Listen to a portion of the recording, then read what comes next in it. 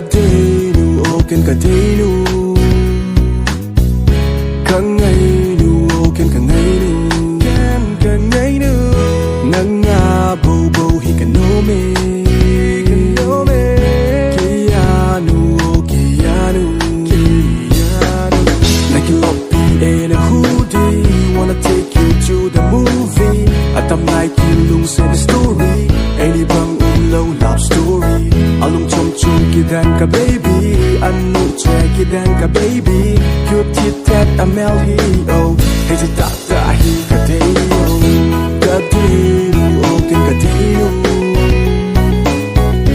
Kangainu, oken kangainu. Kangainu. Nanga bobo hikanome.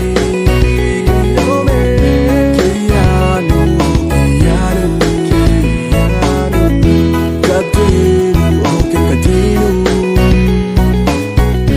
Kangainu, oken kangainu. Kangainu. Nanga bobo hikanome.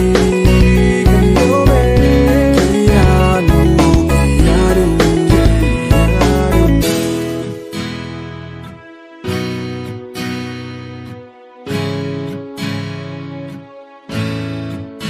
Happy, happy, oh yeah.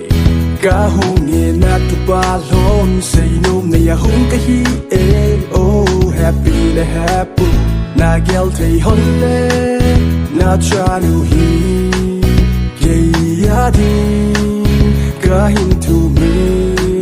Rock on, kind of call to sing the dam. Kakong na lalong adam.